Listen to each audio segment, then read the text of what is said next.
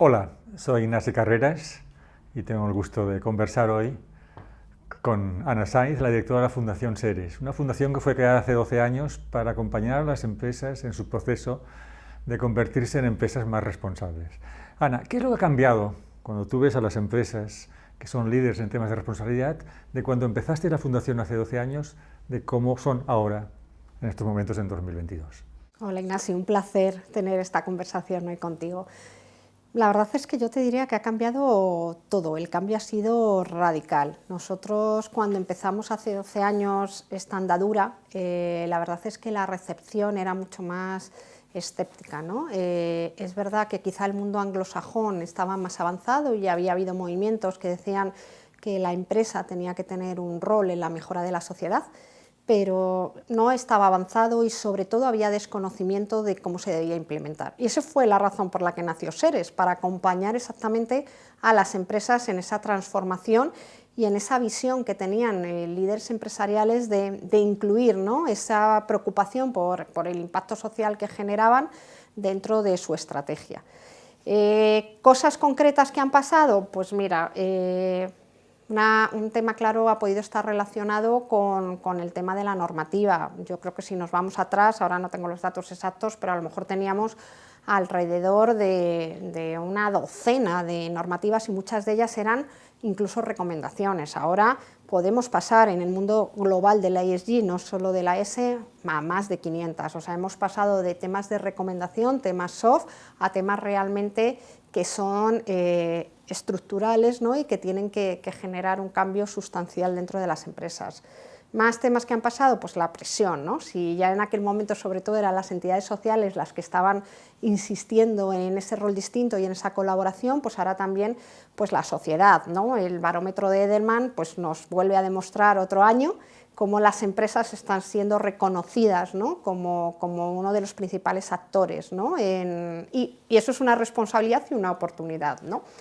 Los inversores, pues los inversores ahora, y nos lo han comentado los líderes empresariales que pasan por nuestros encuentros, como ahora sí que es verdad que cada vez más los inversores preguntan por algo más que la rentabilidad financiera, ¿no? Entonces hay mucha más presión del contexto, es verdad que se ha dado también un rol a la compañía, ya hay una necesidad y yo creo que internamente también hay un convencimiento de que ese rol es una responsabilidad, es una obligación y una oportunidad, que a mí me parece lo más relevante, ¿no? Justo ahora estaba liderando durante todo el día, estamos en Madrid, en esa de Madrid, un foro de directores y directoras de ONGs, donde hemos estado discutiendo sobre el cambio sistémico a partir de la colaboración multisectorial. Y también teníamos invitados de la empresa privada, de las administraciones públicas, ¿no? Y por la tarde, una de las experiencias que hemos estado analizando es cómo Greenpeace está fomentando el cambio climático. Y después de su exposición le preguntaban le preguntaban a la directora de Greenpeace, Eva Saldaña, por qué consideraba que en los últimos años se ha avanzado mucho más en los temas medioambientales que en los temas sociales. Esto en el mundo de la empresa también es así. Cuando hablamos de ESG, los temas de buen gobierno han estado muy regulados y las empresas tienen que avanzar porque normalmente se tienen que someter a los temas de regulación. Los temas medioambientales hay más conciencia social a partir del cambio climático y ha habido mucha más regulación, pero en los temas sociales realmente hemos avanzado todo lo que teníamos que haber avanzado. Las empresas a la S le dan una dimensión solo interna de la gestión responsable de personas o también hay una dimensión más externa relacionada con el impacto social. Pues efectivamente queda más camino por recorrer y yo creo que has citado tú muchas de las razones. Yo creo que uno sobre todo es que tenemos más dificultad de concretar dónde está el gran reto social, ¿no? Ahora en Davos han salido realmente como la cohesión social como uno de los grandes retos a corto plazo que tenemos, ¿no? Y hay informes, ¿no?, como que relacionados, ¿no?, con el índice AROPE que están viendo, por ejemplo, las desigualdades, ¿no?, que se están generando a nivel mundial, ¿no? Desde luego eso tiene que ser una preocupación de las compañías, pero es verdad que depende de dónde operes, depende de la parte, la región donde estés, pues hay unas prioridades u otras. En el caso del cambio climático tenemos uno, ¿no? Parece que es más claro que la huella está con reducir la huella de carbono, ¿no? Y entonces, aunque haya bastantes derivadas, por lo menos ya hay claridad, ¿no? Y aquí, bueno, pues hay que trabajar más en esos estándares de indicadores, pero son necesarios. La taxonomía verde, por ejemplo, nos ha dado ideas de que no nos podemos quedar solo con la parte colateral que trata el cambio climático o que impacta el cambio climático en la parte social. Hay que desarrollar una taxonomía social porque nos estábamos quedando muy atrás. Y por eso nace Seres, ¿no? Porque efectivamente creemos que la parte menos desarrollada es la parte social, donde hay una parte interna que está siendo muy relevante, que tiene que ver con todo el capital humano, que efectivamente tiene que ver con lo que tenemos interno, tiene que ver con cómo nosotros gestionamos el empleo, el talento, pero también tiene que ver con cómo impactamos en las comunidades, cómo generamos igualdad o desigualdad, cómo en esta recuperación económica no dejamos a nadie atrás, cómo generamos cohesión territorial y además inclusión, equidad. O sea, al final hay una serie de indicadores cada vez más claros que necesitamos ponernos en común, establecerlos, y Seres está intentando dar esos pasos con el índice de huella social, ver y dar y facilitar sin crear una metodología nueva, porque metodologías hay un montón en el mercado y realmente ya yo creo que no es el avance crear una metodología nueva, pero buscar entre todas las metodologías, elegir aquellos indicadores comunes y al menos tener ese reto para seguir adelante. Las dos entidades, Seres y ESADE, llevamos casi todos los años de existencia de Seres de colaboración, ¿no? Llevamos 11 años haciendo un ciclo de conferencias en temas de responsabilidad y desde Seres también últimamente habéis invitado a diferentes CEOs, presidentes, presidentas, ¿no? Para hablar sobre su evolución en temas de responsabilidad, ¿no? ¿Tú qué crees? ¿Que al final una compañía que avance mucho? Y en este sentido me gustaría que me lo dijeses desde cómo has podido conocer a esos líderes, ¿no? De esas compañías, principalmente el IBEX 35, pero otras compañías multinacionales, nacionales, radicadas en España. ¿El factor determinante es un equipo de liderazgo que realmente se lo cree con autenticidad, el avanzar hacia la responsabilidad? O bien tener un buen business case, donde puedes demostrar a todos los grupos de interés que esperan nuevos resultados económicos, que hay una relación entre la responsabilidad y los factores de competitividad de la empresa. Son dos temas que están conectados, pero ¿cuál de los dos realmente es el que hace que la compañía avance? Yo realmente creo que algo que es importante para que la compañía avance es que crea que esto entra y tiene que transformar su modelo de negocio, por lo tanto su estrategia, y que hay una oportunidad en este nuevo modelo de negocio donde no solo busca rentabilidad económica y rentabilidad social, porque durante todo este tiempo hemos aprendido que otra serie de variables pues te hacía muchas veces hacer check-in de box, ¿no? Entonces, por lo tanto, a mí en ese caso me gustaría más quedarme con la parte del business case, ese convencimiento en general, que es que la empresa que no tenga asumido esto y que no lo transversalice no será la empresa del futuro, ¿no?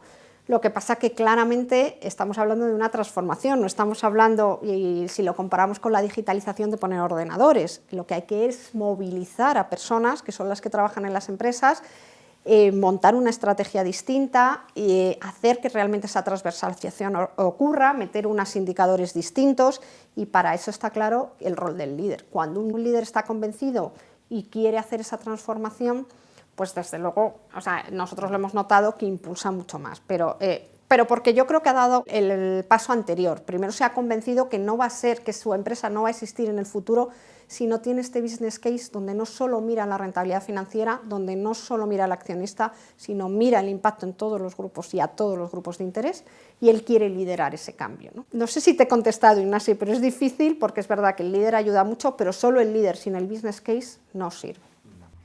Claro, el mantra actualmente del liderazgo, uno de los mantras importantes, es el propósito, ¿no? Y esto liga mucho con los temas sociales y medioambientales, porque no solo es un propósito de compañía, sino un propósito de sociedad, ¿no? Y son compañías que desarrollan las sociedades donde las compañías pueden desarrollarse mucho más, ¿no? Pero este mantra, cuando es visto desde la sociedad, no desde las personas que estamos en estos ámbitos, es visto con una cierta suspicacia y decir, bueno, todo esto es un rollo de marketing, es un lema, ¿qué hay debajo de todo ello, ¿no? ¿Tú qué piensas? ¿Sigue habiendo mucho greenwashing o hay cada vez más autenticidad en los esfuerzos y en los propósitos públicos que hacen compañías de avanzar hacia la responsabilidad? Pues lo que pienso es que qué importante es la coherencia, es hacer lo que decimos, ¿no? Y qué importante realmente es liderar con el ejemplo, ¿no? A ver, yo no puedo creer que ahora hay greenwashing porque yo creo que esto es un movimiento imparable. O sea, yo sí que digo que ha habido hechos del pasado y cosas del pasado que se han hecho mal en el mundo empresarial y que además, bueno, pues han generado bastante falta de confianza e incluso pues están pasando en el presente. Entonces, yo ahora mismo creo que no hay greenwashing buscado o provocado. Creo que todavía queda mucho camino por recorrer, incluso desconocimiento de cómo implementar esto realmente dentro de lo que significa mi modelo de compañía. Y si solo lo vemos con un prisma, al final muchas veces y no transformas toda tu cadena de valor, pues no eres coherente, ¿no? Y consecuente con lo que realmente quieres implementar. Efectivamente, si el propósito solo es un claim y ese claim no lo pasas a las áreas de negocio y tú no tienes una dirección distinta, pues entonces es que no estamos de alguna manera liderando de acuerdo con ese propósito. Por lo tanto, greenwashing provocado lo hemos podido tener en el pasado, yo creo que ahora no hay, pero sí que es verdad que a lo mejor todavía no todas las compañías han tomado la dimensión y todavía hay desconocimiento del cómo implementamos y ahí necesitamos la colaboración de todos los grupos de interés y todos los agentes. Claro, en estos muchos avances que está habiendo en los temas de responsabilidad, especialmente en temas medioambientales, pero también en temas sociales y de buen gobierno, hay momentos en los cuales la compañía se encuentra con un dilema entre propósito y cuenta de resultados, ¿no? Y, oye, si realmente quieres actuar en estos países, si quieres actuar sin corrupción, tienes que actuar de una manera distinta, ¿no? O si quieres realmente luchar contra el cambio climático, tienes que cambiar según qué tipo de forma, ¿no? Entonces, ¿tú crees que cada vez hay más compañías que asumen que la responsabilidad no es algo periférico a lo que es el negocio, sino que lo incorporan dentro del negocio y de alguna manera vinculan el negocio?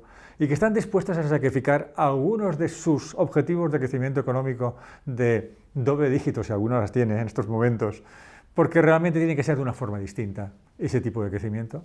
A ver, mira, ha salido en algún diálogo que hemos tenido en los ciclos con ESADE y yo creo que lo has liderado tú, Ignasi, porque es así. O sea, el comprometerse con este cambio tiene un coste y sobre todo si solo tienes una mirada a corto plazo. Entonces, realmente, cuando hay un compromiso no podemos obviar el proceso y ese proceso tiene un coste a corto plazo. Eso es, si solo lo quieres ver como un coste y no como una inversión para una construcción de modelo a corto plazo, pues entonces no vas a apostar realmente con toda la coherencia, ¿no?, que buscábamos en el futuro. A largo plazo yo creo que es que, como hemos dicho antes, esto es irrenunciable, ¿no? Esa mirada de oportunidad. El problema es cómo conviven los dos. Y en ese sentido, o sea, desde luego los dilemas siguen saliendo en las compañías, no siempre los dilemas están puestos en la pérdida de rentabilidad, pero sí que es cierto que cada vez hay más líneas que aún a ganancias superiores de rentabilidad no se pasan, y eso yo sí que lo veo. Y luego también, por ejemplo, alguien que influye mucho, o un grupo que está influyendo mucho, es el inversor, que decíamos no poner el foco, pero ya sí que está reconociendo y está generando más confiabilidad y está apostando por compañías que no solo tienen esa mirada cortoplacista en la rentabilidad financiera, sino que están construyendo modelos, porque también el mundo, por ejemplo, el mundo del medio ambiente ya nos ha dado ejemplos, nos ha dado, por ejemplo, la descarbonización, y hay movimientos de alguna manera americanos, el IFRS, que lo llevan a balance, y es que eso está penalizando de alguna manera en la cuenta de resultados y en los balances de las compañías. Yo eso lo veo imparable. Y es verdad que da pena decir al final todo es rentabilidad financiera, pero lo bueno es que hay rentabilidad también social, medioambiental. Hay un factor de competitividad que es muy importante, es la capacidad de atraer talento, ¿no? Y ahí sí que hemos visto en los diferentes diálogos que hemos ido generando a lo largo de estos muchos años, como compañías más responsables, compañías que tienen una buena gestión responsable de personas, son capaces de ser más atractivas para atraer y especialmente para retener talento, ¿no? Pero me gustaría explorar un elemento diferente, ¿no? Afortunadamente, más mujeres están asumiendo puestos directivos en las compañías, ¿no? Y afortunadamente hay una evolución en la diversidad de esos puestos directivos. No sé si lo has podido captar o no, si hay alguna transformación. Claro, yo tengo mis teorías porque yo doy clases a cursos mixtos y he dado clases a cursos solo para mujeres directivas, ¿no? Y doy lo mismo y veo percepciones un poco diferentes que me son positivas, ¿no? O sea, mi pregunta es, el avance de la diversidad a nivel directivo, especialmente diversidad de género, ¿está facilitando un avance en que las compañías tengan un propósito más enraizado y una actuación más coherente para avanzar en ese propósito? Yo mi impresión es que sí, no tenemos datos todavía y a nosotros nos gusta basarnos en los datos y a mí también, porque otra de las cosas que pasa cuando hablamos de estos temas es que hay veces que nos falta el dato y entonces el mundo empresarial está basado en el dato, ¿no? Pero yo creo que la diversidad y sobre todo en general, no solo de género, generacional, cultural, de raza, o sea, al final te aporta visiones diferentes y la mujer tiene una mirada de una gestión distinta. Es verdad que hay muchos otros techos y muchas veces la mujer para abordar puestos directivos tiene que dejar su propia personalidad y ocupar casi, que muchas veces decimos, oye, estamos casi mimetizados, ¿no? Y copiando los modelos de los hombres. Pero cuando ya has pasado esa primera etapa, a lo mejor de reconocimiento, sí que se notan cambios en la gestión, se nota más esa preocupación por el talento, por la sostenibilidad, por los temas más de intangibles, mucho más relacionados y mucho más vinculados con las cuentas de negocio. Pero es verdad que también los grandes directivos, en este caso hombres, también lo están abanderando, ¿no? Porque saben también que el mercado y que hay una necesidad para que sus empresas sean más competitivas. Estas 2 últimas semanas han salido varios informes, coincidiendo con el foro de Davos, hablando del fuerte crecimiento de las desigualdades y también en algunos casos de la pobreza extrema, relacionado con los 2 años de pandemia, ¿no? Este es un tema, me gustaría saber si las compañías realmente son conscientes de su factor para que las desigualdades sigan creciendo o se reduzcan, ¿no? Y con algunos elementos como por ejemplo los aspectos de la fiscalidad responsable, ¿no? El que las compañías paguen en cada uno de los países por aquello que les corresponde pagar, pues no utilizar los mecanismos que están a su mano, pero no tiene sentido que muchas multinacionales paguen el 0,2%, el 2%, el 3%, cuando las pymes pues pagan tasas muy superiores, ¿no? Y cuando tenemos unos servicios sociales que tienen que ser servicios sanitarios, educativos y sociales que tienen que ser financiados, ¿no? Hay un sentimiento creciente por parte de las compañías de que la desigualdad será seguramente una de las exigencias, la lucha contra la desigualdad, que se les planteará por parte de la sociedad y que tienen que analizar cuál es su rol respecto a este crecimiento de las desigualdades extremas. Desde luego para SERES, para la Fundación SERES está en su foco y desde luego esos informes los hemos transmitido junto con el crecimiento importante, vamos, más que relevante de la tasa AROPE. Esos son los tipos de indicadores que a lo mejor nos faltan en materia de lo social y principalmente falta un poco ver cómo se relacionan, ¿no? Es verdad que las empresas ese atributo principalmente o lo pueden asociar con lo que es el empleo, ¿no? Y generando más empleo, más diverso, ocupándose también de esa capacitación de los empleados e incluso luego bueno, pues sus llegadas a la sociedad, ¿no? Con la parte de cohesión social. Ahora mismo donde se está trabajando es en la línea vertical que tú dices interna, pero que yo creo que es verdad que la tasa AROPE pues, la relaciona como uno de los indicadores más relevantes, ¿no? El relacionado con el empleo para esa desigualdad. Y lo que tenemos que hacer es que ese indicador, porque estoy seguro que va a llegar, igual que ha llegado el de la huella de carbono, esté delante y esté en los cuadros de mando de todos los directivos y de todas las compañías, porque esa es la parte social realmente relevante, ¿no? Porque al final, si tú no construyes una sociedad más justa y más igualitaria, o sea, aparte de la responsabilidad que tienes, que yo creo que ya nos mueve a muchos, te vas a quedar sin clientes, o sea, vas a vender a las clases más ricas que cada vez son menos, que tienen más dinero, ¿no? Entonces, o sea, realmente es que también veamos cómo estamos construyendo modelos cada vez más restrictivos y que puedas llegar a menos capacidad, porque hay menos capacidad adquisitiva en muchos colectivos. O sea, que es un poco lo que nos dice estos nuevos informes y que además se están quedando, que crece enormemente la situación de pobreza. Fundación SERES ha destacado por ayudar a las compañías también a meterse en lo que es la innovación social, ¿no? Las compañías empezaron desde una responsabilidad social, medioambiental, buen gobierno, han ido acercando la responsabilidad a la innovación para intentar desarrollar productos y servicios que no solo fuesen buenos para su cuenta de resultados, para sus ventas y para sus beneficios, sino que fuesen productos y servicios necesarios para poder luchar contra el cambio climático, contra las desigualdades, contra la desnutrición, contra la violencia de género, etcétera, etcétera, ¿no?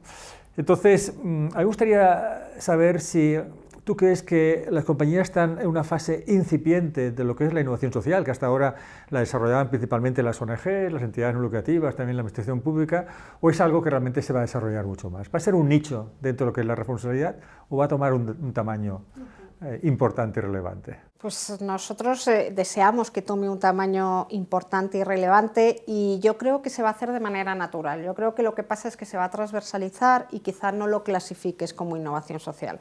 Lo que es claro es lo que has mencionado, Ignacio, o sea, cuanto más extremas son las situaciones del contexto a las que intentas dar solución, si de verdad te preocupa esa desigualdad, si te preocupan los colectivos más desfavorecidos, discapacidad, mujeres, víctimas de violencia de género, y tú realmente quieres ofrecer productos y servicios a estos colectivos, tienes que extremar tus modelos y tienes que extremar tu estrategia, ¿no? y ponerla en unos límites, porque seguro que, como hemos hablado antes, la rentabilidad financiera no te sale. Entonces, si tú apuestas por esto, lo que vas a generar son líneas de negocio a futuro muy relacionadas con la innovación social.